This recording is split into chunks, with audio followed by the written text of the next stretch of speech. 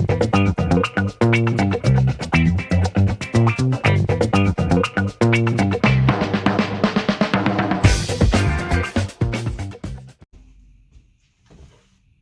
morning. It's episode 24 of the Nerdy Cool Dad podcast.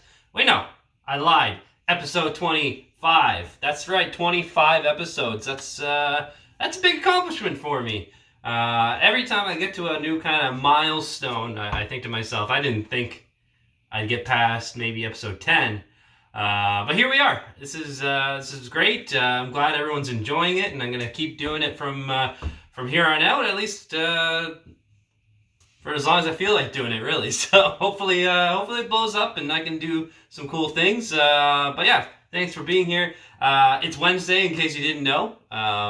I have no idea what day it is. I think it's the 22nd of April, so I think I'm right. Anyways, yes, I hope everyone's having a good week. I did post a cooking video yesterday. It was just on some English muffins that I made. Apologize for the shitty quality. I was trying out using my laptop to do some filming over the weekend, and well, let's just say I won't be using the laptop anymore, as the video camera on it kind of sucks. So yeah, my production quality will get better, I promise. A couple things I do want to start doing as far as cooking is concerned is like the two videos I've posted are really basic stuff, like making bagels, making English muffins. These are just things I've never made before, just kind of testing it out. And I thought it'd be fun to do it. I show my struggles with it because I want it to be imperfect. You know, you go to a website to look up a recipe, you don't always get it right away, and they show these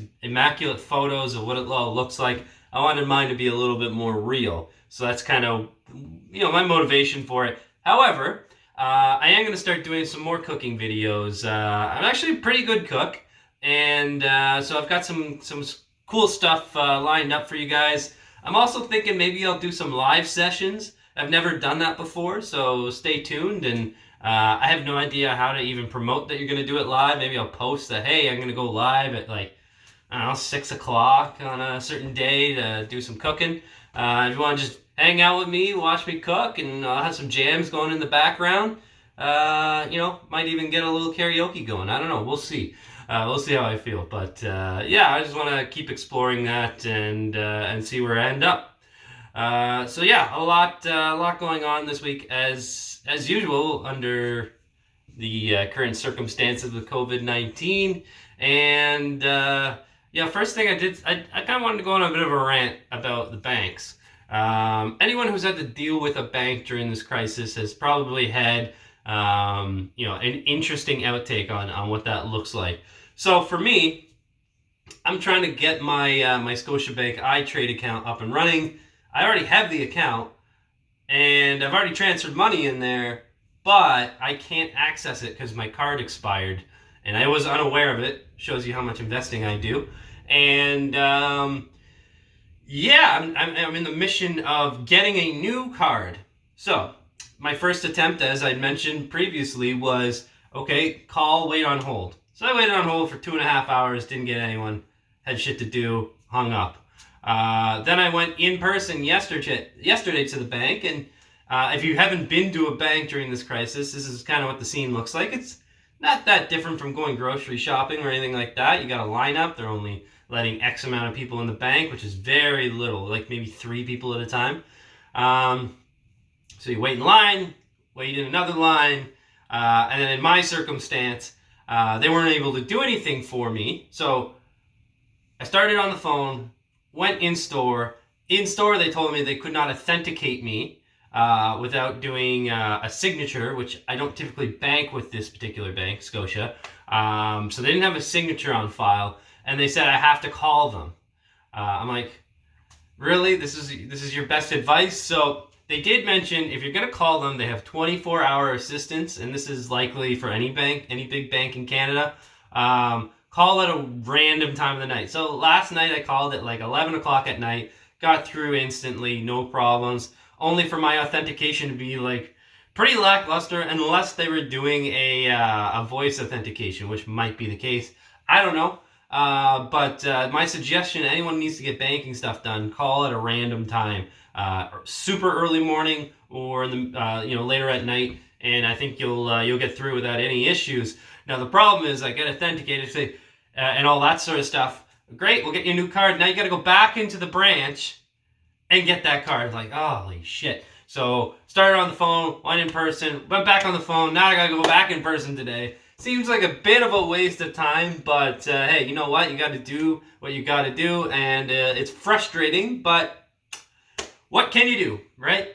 The other thing that was kind of interesting is, early on during the whole COVID-19 crisis, we talked about potentially deferring mortgage payments. And my understanding at the time and what I was advised at the time was that if you could get a mortgage deferral, it would actually just like push it back. Like, let's just say like in 3 months. No, that's not the case. And everyone kind of like the whole system makes no sense. It's like, and it's not just Canada, it's the US and I'm sure other nations as well. If you want to defer your payments, at the end of that deferral, you have to pay it all in one big lump sum. So if I couldn't work for 3 months and couldn't pay my mortgage, I can defer it for 3 months, only to make a fucking 4 times the amount of a payment? How does that make any sense? How is anyone gonna go make like a $10,000 payment when you haven't been working for 3 months? Maybe some of this is rubbing off. I was watching that guy, I can't remember his name, Vic or whatever. He's going on a big rant and screaming and yelling. He kind of looks like Brett the Hitman Hart a bit, at least to me. So yeah, a little heated about that, but I don't know. It makes no sense. I don't know, especially the amount of times, and Canada's a little bit different. And I'm sure there's been bailouts with banks and things like that. And maybe there hasn't. Maybe Canada's got a lot better restrictions and way fewer lending partners and stuff like that nationally. But in the States, like, it's just chaos. Like, how they're bailing out the banks constantly for them to screw over the people so that they can get money back. So your tax money is going to bail out the banks only for them to screw you. It's a broken system, and I've been saying this for a while. The bailouts a lot of them are going to the big corporations, big banks, stuff like that. That's never going to help the everyday person, and it's just sickening to see. And I'm not going to get too far into this because to be honest, I just don't know enough about it to make a really solid argument. And I'd rather not look like someone who's just foolish and looks like an idiot. So I'm going to leave it at that. And that was just my 2 cents on it. And hey, if people have more info, post about it. I'd love to know more. I don't claim to know much of anything, really. So it is what it is, right? But on top of that, I met some really interesting character at the bank yesterday. Let me tell you, this lady, I mean, she couldn't have been more than like 20... I'd say like 26, 28 years old, and she was off a rocker. Clearly, she had some mental problems, but she's, in the parking lot asking really loudly for someone to give her a smoke, and she had a mouth on her. Let me tell you, she could project. And then everyone's ignoring her because no one wants to give you a smoke when we're doing social distancing, and you kind of came across as a crazy person. And then she's going on about Canada and the U.S., and she's against abortions and being loud, and at one point she's chanting USA and saying she wants to piss on the Canadian flag, and I don't know, we all just ignored her and kind of laughed. She was a little crazy. But on that chant of USA, I get into like a patriotic thing. To me, it seems like one of the most ignorant things ever. And let me explain. Sure, I mean, I don't think there's too many other nations that have like a unified chant, like Canada, Canada. Like, it sounds kind of weird, right? And a lot of times when you hear USA being chanted, it's like, yeah, we're gonna bomb these people or whatever. We're gonna do this or that, or something like fairly negative. Or my favorite is during a hockey game or something like that. So it's a Canadian team versus an American team in a playoff game, and you hear the USA chants going. It's like, you do realize that like 70% of your team is Canadian, right? You wouldn't get here unless you had those buttes on your team from Canada. So yeah, it is what it is. I just find it's never in a very positive environment. Like, you even see like a Trump rally, they say something about some sort of garbage, and we're gonna send the troops over here to bomb the shit out of them or whatever, and then everyone chants USA. It's just, I don't know, it's fucking ridiculous. It reminds me of wrestling, actually.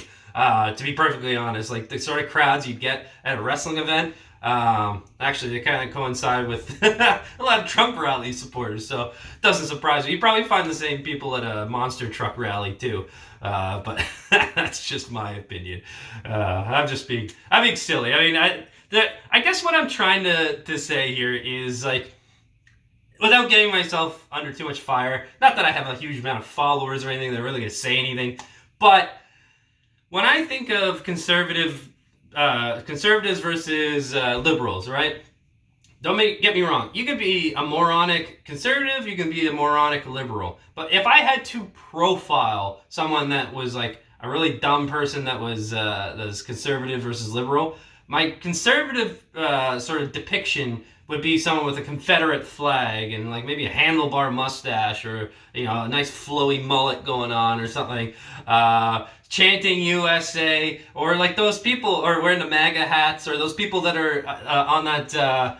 You saw, I think it was Ohio, in front of the government office, that are like against the wall. That looks like a zombie apocalypse. Like that's what I picture when I think of your typical everyday conservative. And don't get me wrong, I have lots of friends, family that are super smart people, like some of the smartest people I know that are super conservative, and a lot of their quarrels is with being conservative in general is the fact that the government takes money and spends it poorly, and that's kind of.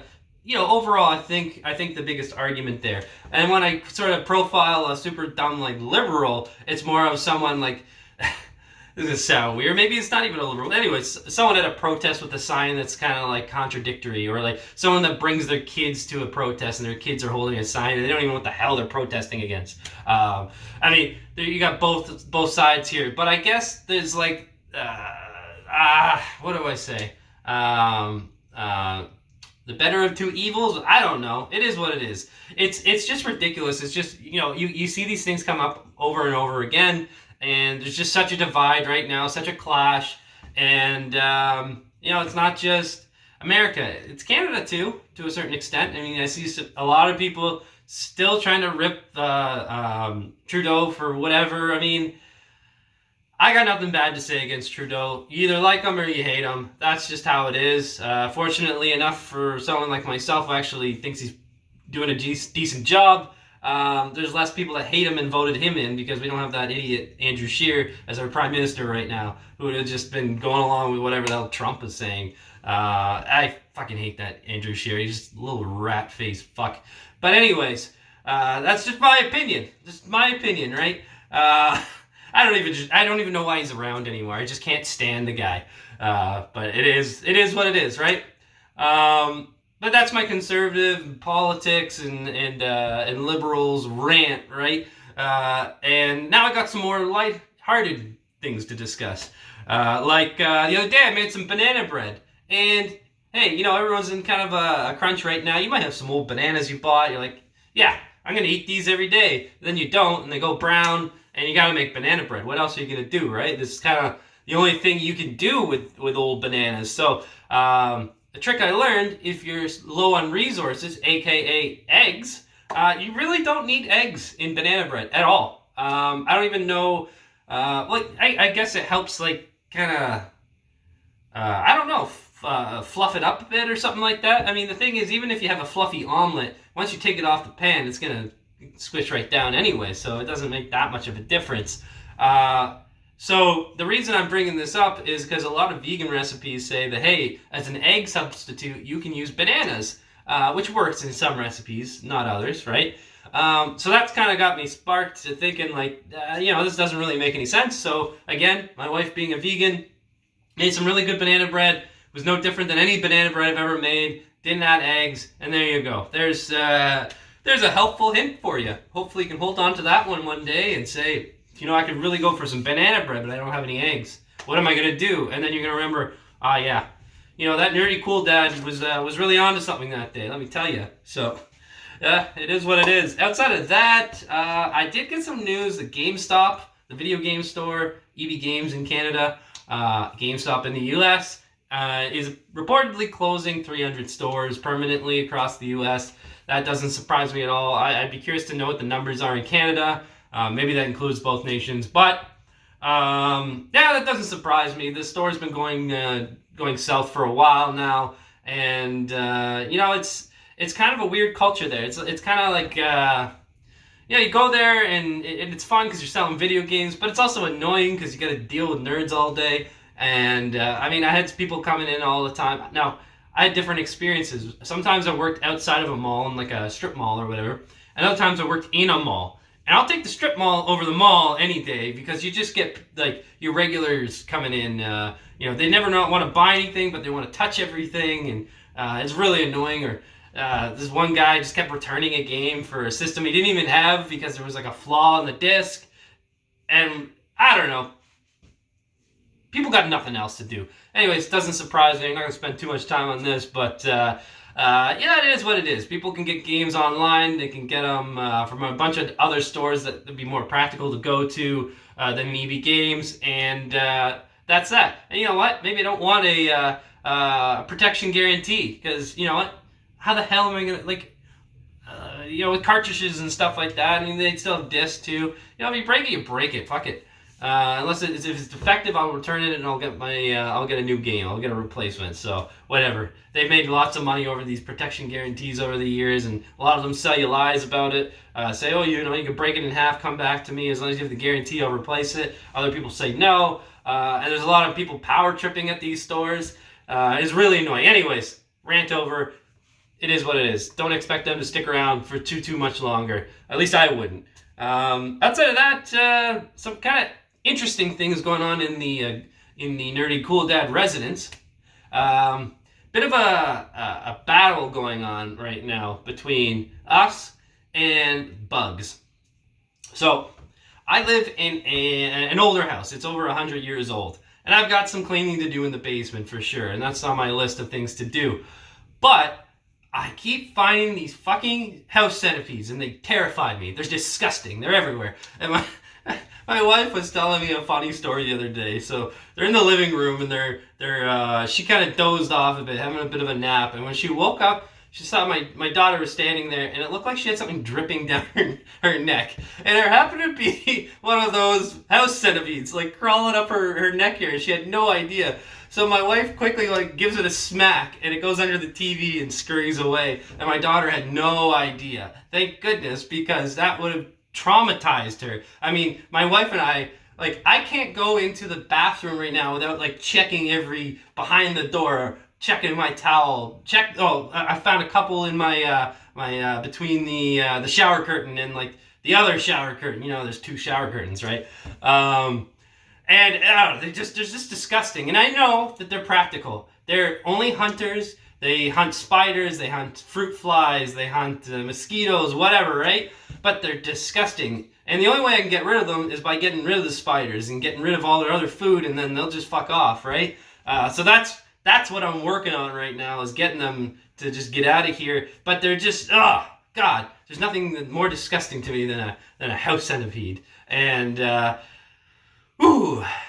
it's just dealing with that is really annoying. Once in a while, my dog, we prancing around, and I know it's chasing a bug, so Goomba does her job real well in finding those bugs so we can kill them. And it is, it's an ongoing struggle. And the funny thing is when you see them, and I guarantee you guys do the same thing, even people that are killing spiders and stuff in their house. It's not like you just all you need to do is really probably poke it, you probably kill it. Instead, you just smack it as hard as you can, put a hole through the wall just to kill this damn thing, and it's ridiculous, right? But I know it's completely over the top, irrational, but they're just disgusting looking. No one wants to deal with one of those, and rightfully so, right? So just something that's always on my mind, especially at night when I can't quite see what's going on. Things that I did before, if I grab a piece of clothing from the floor, I'm shaking it off. It's like I'm camping 24/7, and it's not even that bad. I'm just being irrational. But anyone else that has issues with these house centipedes probably feels my pain right now. But it's fucking gross. And outside of that, one more interesting thing here. my daughter actually recently started getting dreams. Well, she's probably already had dreams for years, but is now getting nightmares and waking up in the middle of the night and understands these dreams. So anyone who has like a 4-year-old or maybe a little bit older starting to deal with this, it's quite interesting. For the past few nights, it's kind of been like clockwork around like 4 or 5 in the morning. And it always confuses the shit out of me because I'll be in like a deep sleep and I'm hearing things. The other day I almost screamed out "Daddy" in the middle of the night because she was screaming it through the intercom, or the baby monitor and all that. So it was kind of interesting. One night she told me she was scared because she was being stolen, which is terrifying for a kid. The other two were, one time she was going to be vacuumed up for some reason, and last night she was afraid because she was going to get a needle or getting a needle. So that's kind of cute at the same time, but it's interesting, watching kids develop and where they get to that point. Now I'm in the dream phase, so it should be interesting, and I'd love to hear if anyone else is dealing with something similar. It'd be funny to see. Anyways, that's my show for today. Make sure you subscribe to my channel. And stay the fuck home, right? Peace out.